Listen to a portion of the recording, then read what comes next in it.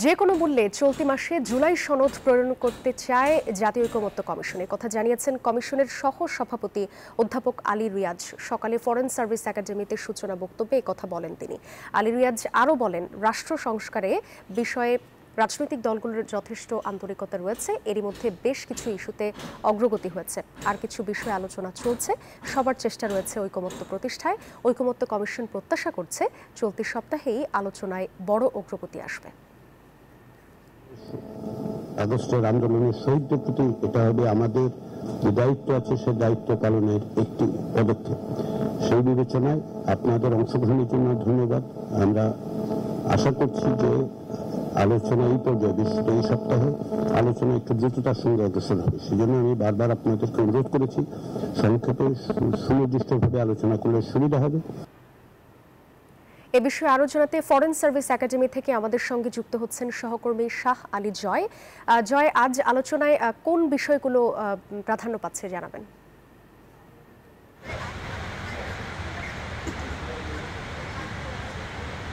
আমি আপনাদের জানিয়ে রাখি যে গত যে বৈঠকটি, সর্বশেষ যে বৈঠকটি ঐকমত্য কমিশনের ছিল, সেই বৈঠকে যে তিনটি বিষয়ে আলোচ্য সূচিতে ছিল, অর্থাৎ তত্ত্বাবধায়ক সরকার, জরুরি অবস্থা জারি এবং উচ্চ আদালতের সুপ্রিম কোর্টের প্রধান বিচারপতি নিয়োগ, সেই তিনটি বিষয় কিন্তু আজকের আলোচ্য সূচিতেও অন্তর্ভুক্ত হয়েছে, অর্থাৎ অপরিবর্তিত রয়েছে আলোচ্য সূচি। এই তিনটি বিষয়ে আপনি জানেন যে গত সর্বশেষ বৈঠকটিতে সকল রাজনৈতিক দল একমত না হওয়ার কারণে আজ দ্বিতীয় দিনের মতো একই আলোচ্য সূচিতে আলোচনা অনুষ্ঠিত হচ্ছে। আপনাকে জানিয়ে রাখি যে তত্ত্বাবধায়ক সরকার ব্যবস্থা পুনঃপ্রতিষ্ঠার একটি সুযোগ তৈরি হয়েছে উচ্চ আদালতের রায়ের মাধ্যমে। এখন তত্ত্বাবধায়ক সরকারের প্রকৃতি কী হবে, তার গঠন কাঠামো কী হবে, কারা তত্ত্বাবধায়ক সরকারের উপদেষ্টা নির্বাচিত নিয়োগ পাবেন, এই বিষয় নিয়ে আসলে আলোচনা। এক্ষেত্রে রাজনৈতিক দলগুলোর পক্ষ থেকে বিভিন্ন ধরনের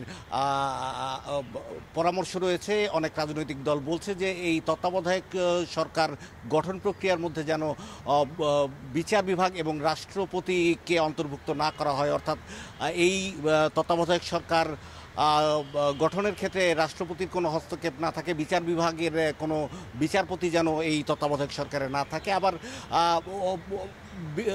অপরপক্ষেও কিন্তু একই ধরনের যুক্তি রয়েছে যে বাংলাদেশে উচ্চ আদালত একটি নির্ভরতার জায়গা, সুতরাং অন্তর্বর্তীকালীন বা তত্ত্বাবধায়ক সরকার তারাই পরিচালনা করতে পারেন। এ ধরনের বিতর্ক রয়েছে। এবং একই সঙ্গে জানেন আপনি যে জরুরি অবস্থা জারি একটি বিষয় রয়েছে। জরুরি অবস্থা রাষ্ট্রপতি জারি করে থাকেন। রাজনৈতিক দলগুলো বলছে যে রাজনৈতিক উদ্দেশ্যে সরকার তার ক্ষমতাকে প্রতিষ্ঠিত করতে যেন কখনো জরুরি অবস্থা জারি না করতে পারে, এমন একটি সংশোধনের কথা তারা আনছেন। এবং একই সঙ্গে যেটি আপনাকে বললাম যে সুপ্রিম কোর্টের প্রধান বিচারপতি নিয়োগ প্রক্রিয়া কি হবে, আপিল বিভাগের জ্যেষ্ঠতম বিচারপতিকে প্রধান বিচারপতি হিসেবে নিয়োগ দেওয়া হবে নাকি সেখানে একটি পুল থাকবে, সেখান থেকে একজনকে বাছাই করা হবে, এসব বিষয় নিয়ে আসলে এখন আলোচনা চলছে, সংলাপ চলছে। এবং আমরা জানতে পেরেছি যে মধ্যাহ্ন বিরতির যেই বিরতি রয়েছে, সেই বিরতিতে আমরা আলোচনার প্রাথমিক বিষয়ে সেগুলো জানতে পারবো। তখন আশা করি এই আলোচনার অগ্রগতি আরও বেশ খানিকটা আপনাদের জানাতে পারবো। তো এই ছিল আমার কাছে। ধন্যবাদ আপনাকে। আমাদের সঙ্গে শাহ আলী জয় যুক্ত হয়েছিলেন ফরেন সার্ভিস একাডেমি থেকে। বান্ডেল থাকলে প্রতি সেনমানিতে টাকা বাঁচবে। বিকাশ সেনমানি বান্ডেল কিনে জিতুন প্রতি লেনদেনে।